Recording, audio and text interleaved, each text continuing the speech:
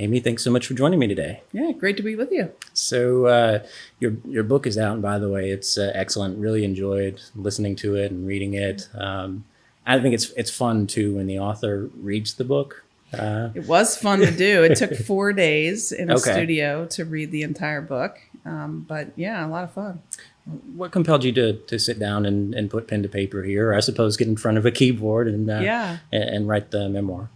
Well, it was a project that was over many years, actually. After the House campaign in 2018, I sort of took a step back and tried to figure out, why did I just do this? Why did I leave this career in the military and come home and run? And it was sort of a self-exploration, looking at my life and the values that I formed here in Kentucky and in the military. And so I started writing chapters of my life and thought about this book project, trying to put them all together, and was involved in that. And then when the Senate campaign kicked off, I couldn't finish it. Right. I had several things ready, but it wasn't put together. And that's where I had to get Chris Peterson, who helped me put the chapters together, sort of fill in the holes. And then, we finished it up right after January 6th. Right. So the book is really 90% the military career and about 5% campaign and experiences on campaign. And, as somebody, I covered, I think you sat down with me in early 2018. I covered that congressional race up to the primary, and I left journalism after the primary. So had an interesting relationship with your campaigns from the insider perspective, a journalist perspective, and then as somebody who just read about them in newspapers. And Right. and reading the book was fascinating for me with being able to get that experience and understand, well, here's what I was told about Amy, and here's what you told me, and then reading the book and filling those in. It was really, really fascinating, and you've got quite a life story. It was really, really compelling stuff there. Well, I was lucky, and growing up here in Kentucky, I had an amazing family, and I loved it. I loved the state. I loved my community, and I was a very patriotic person and wanted to serve, and then just got the opportunity to follow my dreams because, the law at that time that forbid women from doing what I wanted to do changed right at the time I turned 18 years old. And that opened everything up for me. And so I have always looked back on that and said, I was very lucky. Yes, there was a lot of hard work, a lot of dedication, perseverance. All of those things are important. But at the end of the day, I felt very grateful and feel that way. And you do talk about that in the book. You talk about these doors opening at just the right time for you. You also talk about your faith. Do you attribute these doors opening to faith, to religion, or how do you couch that? Yeah, my faith, and I talk about this in the book. I'm Catholic. I grew up in a very Catholic family, surrounded by amazing people. I was taught by the Sisters of Notre Dame up in northern Kentucky, and my faith has been important to me my whole life. For many reasons. And one in the military was that connection to home. And during combat, it was that sort of connection to being human and the spirituality of just trying to assess what it is I was doing in the military with being a human. Right. And so it was something that was hard for me to talk about in the book to some degree. But on the campaign trail, I tried to make sure that, look, we're all Americans, and I never want to impose my faith on someone else. And I've served with people from all walks of life and different faiths, and I respected that and do respect that. So it was important. And on that point, it seemed like, would it be correct to say that everything sort of shifted for you post-Iraq? I wouldn't say everything. I would say that I had a shift. You're absolutely right. after Iraq in terms of I had believed in my leaders. I believed in their leadership ability, and I believed that they were telling the truth all the way up until I came back from Iraq. And over time, of course, we learned in this country that we really invaded another country and started a war for the first time in American history under complete false pretenses and knew it. And we never did a thorough investigation as to why that happened in our country. And for many people, they might just go on with their lives. But for somebody like me who fought in that war, who lost friends in that war, who did what it is I did in that war, which was, killing people, right? I mean, that's what it is. There is a sense that I can't move on from that if the war was not justified to begin with. And so that was a real struggle with me. And it led me to make this determination that, I don't have this blind faith in our leaders anymore. And it also made me want to be one of those leaders so that I'm in the room when these decisions are made, to be able to share with people, what is it like to be operational out there? All right, I can put a bomb through a window, but do you know who's on the other side of that window? No, we don't. And here are the limitations of intelligence, and here are the limitations of what our weapons can do. And it's not necessarily black and white. And I just felt very strongly about that after the Iraq War. But before that, you say that you had grown up questioning things, that you would always find out for yourself, but you hadn't necessarily been political, right? I mean, you were pretty much a moderate and believed whatever the leaders say, that's the path we're going to take. Yeah. I believed in the leadership. I believed that, if you got to that position, by and large, those people had integrity. And most members of Congress and people who were leaders, at the end of the day, they might be one political party or the other, but they loved America and they represented this country. And they wanted to do what was best for this country. The John McCain types. That's what I believed. And it was the Iraq War where I started to sort of, not believe that as much. How did we do this? Why did we do this? Why did our leaders lie to us?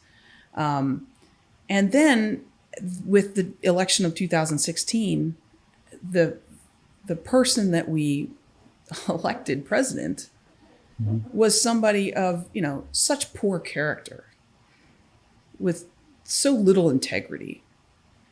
All of the things that I had been taught that public officials should have, that military leaders should have, he did not have. And that was very scary to me for an American. I was like, well, how did this happen? Well, we need better leaders in this country. And not only that particular person, but all of these members of Congress who, were just saying one thing and doing another. Yeah.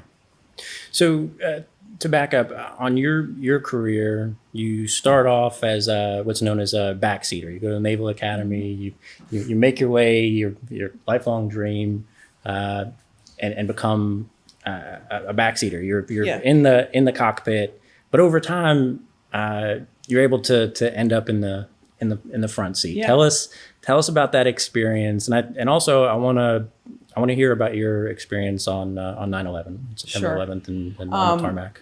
Well, I became a backseater because my eyes were bad. Right. I inherited that from my father, along with a lot of other good things, but I inherited the bad eyes from Dad, and so I knew while I was at the Naval Academy that I could, at that point, only be a backseater because PRK and LASIK, which is eye surgery, was available, but not in the military yet. Okay. You couldn't fly high performance jets and have had that surgery at that point yet. So that was my option to be a backseater, which was, if you remember Top Gun, it was sort of Goose. Well, I wasn't in an F-14, I was in an F-18, which is more air to ground, right. Weapons systems, high performance weapon systems, communication, navigation, that kind of thing. And that's the real role of That is the real role of the yeah. F-18, and certainly the F-18 Delta. I mean, it was a really great time to be in that community as a backseater because you were needed in that community. And then when we went to combat, the backseaters were very much a part of all of the tactics and everything that was going on. So that's what I did in my first tour. I did 2 combat tours during that time frame, one to Afghanistan and one to Iraq as a weapons officer. And then I transitioned to the front seat because I got my eyes fixed and I applied. They didn't take me at first, so I didn't get in the first year, and reapplied and got in that second year. And it was a lifelong dream. And as I mentioned in the book, I knew that I would be hit in terms of promotion. I knew I would lose my qualifications and all of those things, and I'd have to start from scratch again. But it was one of those things where it was a dream, it was worth it, and I loved it.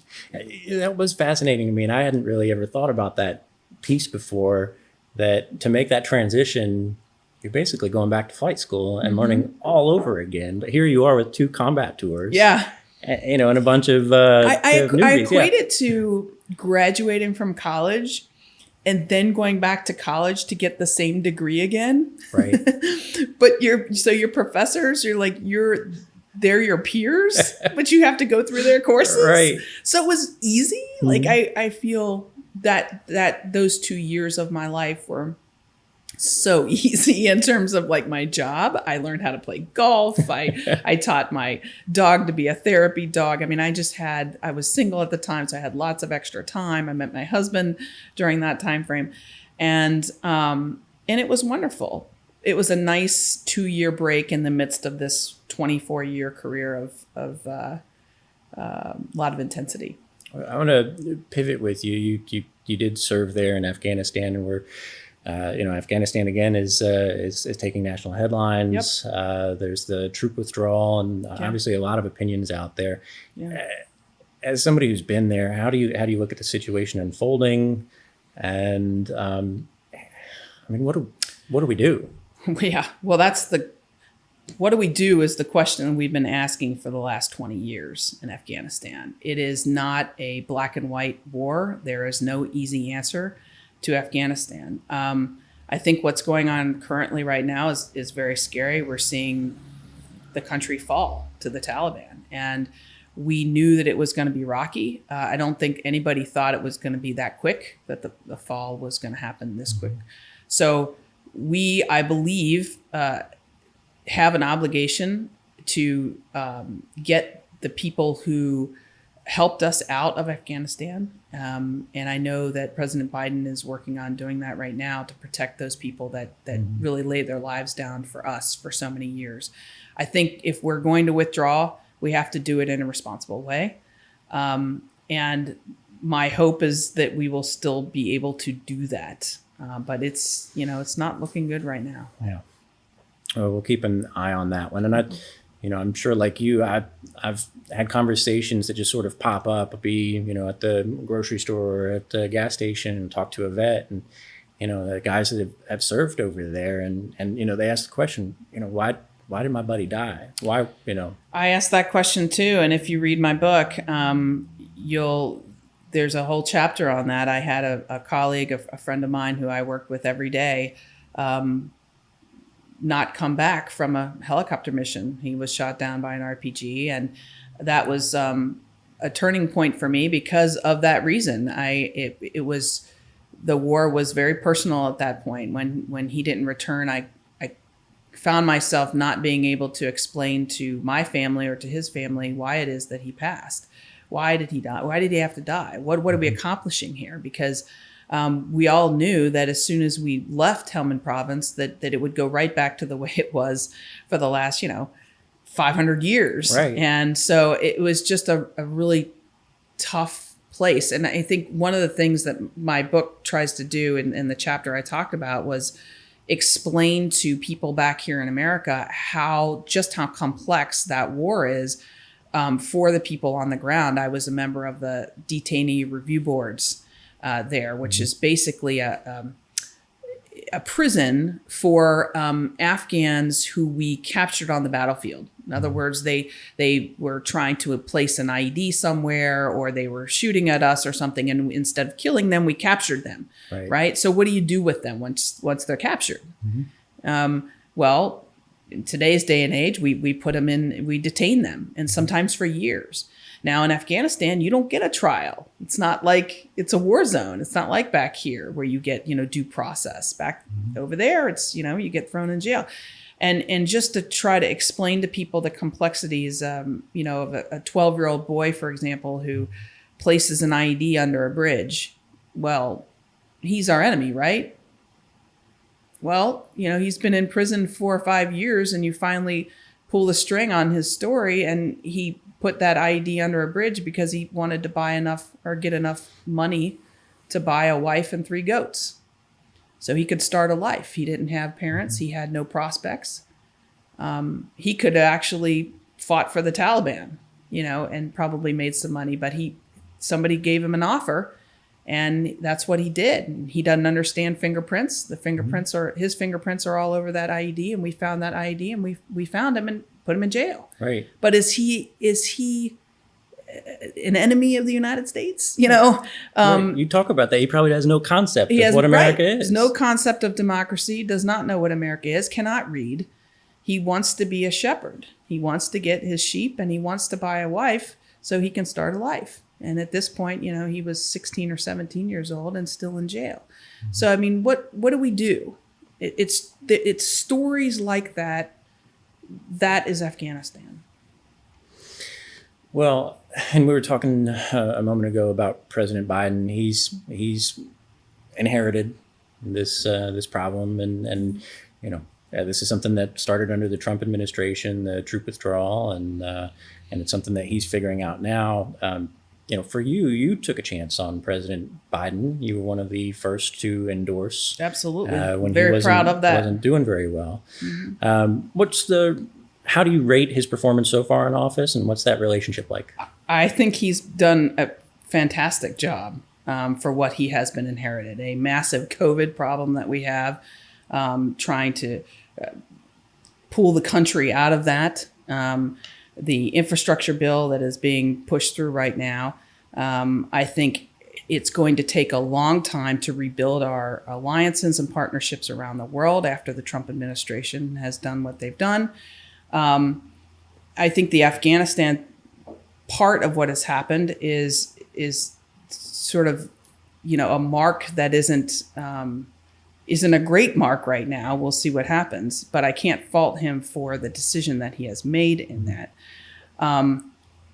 Look, he is a common sense kind of person that wants to use our democracy to get things done and wants to use our government to help people and get things done.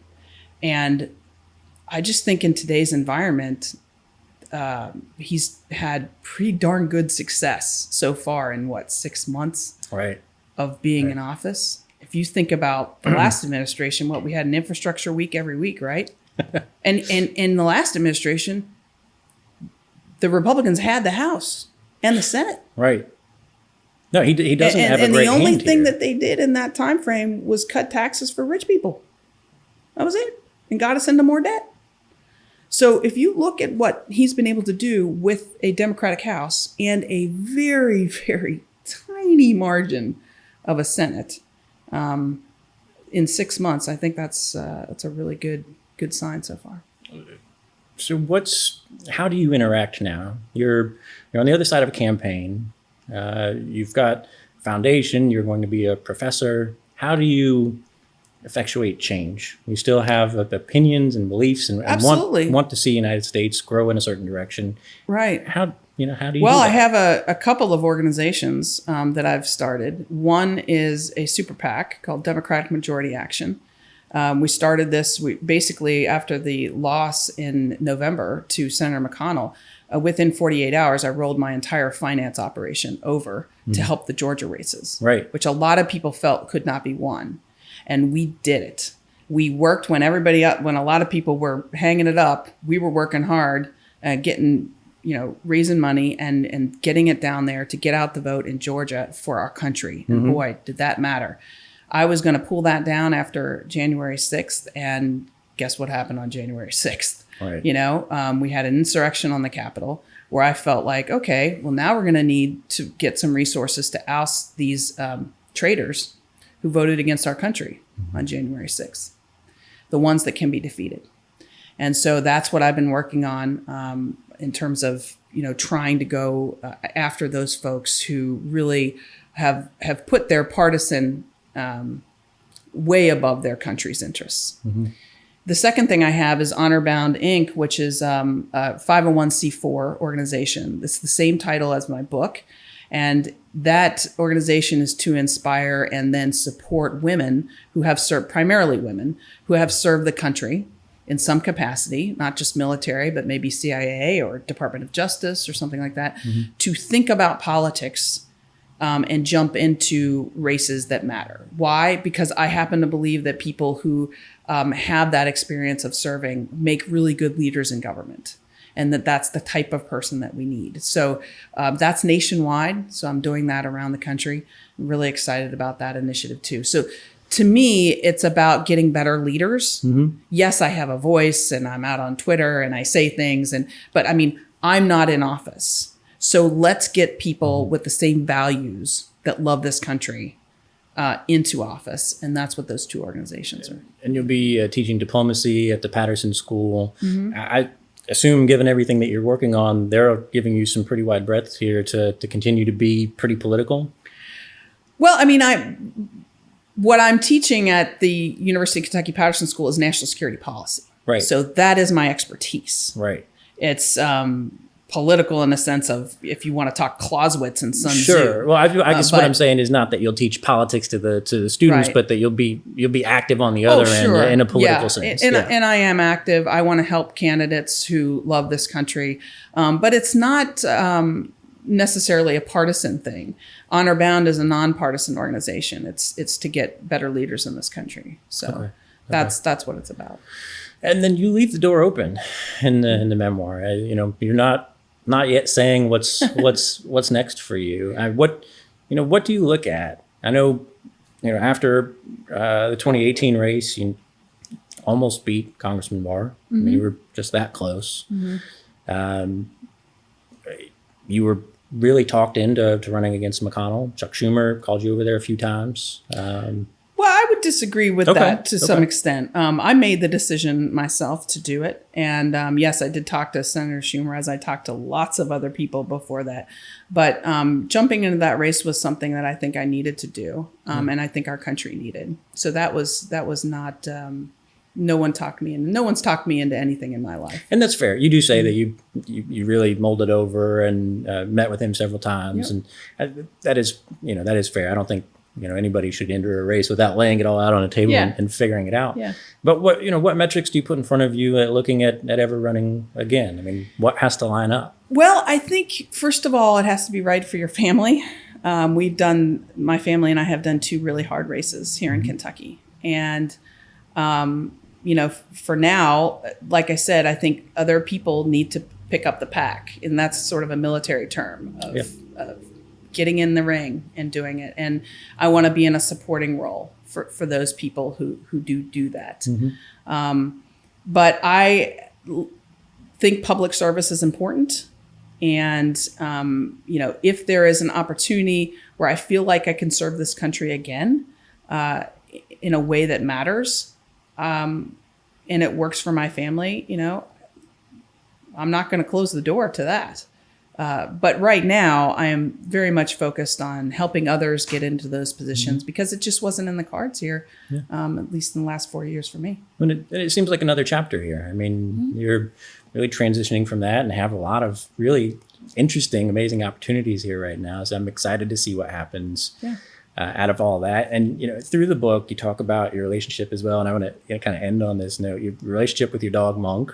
I'm a dog person. And I understand you got another dog after the campaign. I did. So it was a campaign promise. Yes.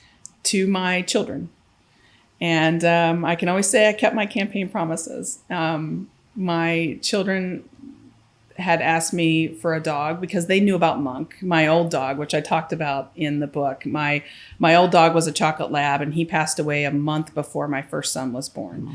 But in our house, he was so important to me because I had him for 13 years, and he is everywhere in our house. There's a picture of my old dog somewhere. So my children have been growing up seeing this dog, but never knowing him. And they had asked me, can we please get a dog? And I just couldn't do it during the campaign. It was just too hard to train him and to do it right. And so I said, once it's over, we're going to do it. And we did. We got Oscar. He is a yellow lab. And we got him at 6 weeks old in December of last year. And he's now enormous, 75 pounds of love. And it's a lot of fun. Now, will you do the therapy training with Oscar as well? We'll see. That is a lot of work. I did that at a time in my life that I didn't have children and I wasn't married. Right. And I had a lot of time. I was living in South Texas, going through flight training again, which was relatively easy for me. And so I felt like I had the time to do that. Now with 3 kids and all the organizations that I'm running and doing, I don't know if I'll have the time for that. So Oscar might just be barely trained at this point. But I'm also coaching my 2 little boys soccer this fall. Great. So yes. I'm getting back into soccer. I was a soccer player in college, and I'm excited about that. Really cool stories playing soccer and basketball and everything else. I mean, really an interesting life story. Definitely read the book and take those in. There's one in particular, just I do want you to share, just to end out on. You talk about being in Egypt and playing, and just to set it up for you, the Egyptians who are our partners, our allies, didn't really like you being around very much. It was 2001 when we did Operation Bright Star in Egypt, and my squadron went out there, and I'm quite certain the Egyptians had never seen a woman in the cockpit before, because I remember landing in Beni Suef Air Base in the cockpit of the F-18 opening up and seeing the Egyptian maintainers there, and I took my helmet off, and I really thought their heads exploded at that point. But it was fun. We did the exercise, which was very professional and important exercise for a few weeks. And then at the end of the exercise, the commander of the Egyptian Air Force unit that we did the exercise with challenged our Marine unit to a soccer match. And the Egyptians are serious about soccer. I mean, they had their own unit team with, cleats and uniforms and everything. We were a bunch of Marines. Right. And my commanding officer said, well, we could probably form a soccer team. We have regulation green on green, shorts and t-shirts. We could do this. We had sneakers. Nobody had cleats. We had sneakers. But my commanding officer looked at me and said, well, would you play on this team? And I was in my 20s. I had played Division I soccer for Annapolis. And so I was in pretty good shape. I said, yes, sir, I could do that. No problem. And the Egyptians found out, and they wanted me to wear long pants and all kinds of stuff. And my commanding officer stood up for me and said, nope, she's a Marine like everybody else. She's going to wear, shorts like everybody else, or we're not going to play. And good on him, because he didn't cave. And so we played the match, and we lost miserably 7-1, but I held my own. I mean, I was in good shape, and the crowd was just enormous. It was this huge soccer stadium completely filled, not a seat empty, and it was completely filled by men. There was not a single woman in the stands. Mm-hmm. And so here I am playing against all men with an all male crowd. And at one point I went up for a header. And it just so happened I went up for a header against the commander, who was the team captain on the Egyptian side. And I don't know who hit the ball, but we both came back down off the header, and he fell to the ground, and I stayed on my feet. And the crowd just went nuts. And at the end of it, the Egyptian general came and gave me the MVP award, which the crowd went nuts again. But it was fun because I really felt like I was able to show, people who had maybe never seen a woman do certain things, hey, we can hold our own. It's really your story, right? Yeah. And time and again, you're proving it. Yeah, that's right. And it's little things. It's just little things. It's not going to change the world. It's not going to change our diplomatic relations with Egypt. It's probably not going to change the rights of women in Egypt or anything like that. But it was just those little things where, you're changing hearts and minds one by one. Yeah. Well, Amy, thank you so much for your time. Great to be with you. Awesome. All right, this is good. Yeah. We didn't talk about the bourbon. Oh, that's true. We didn't.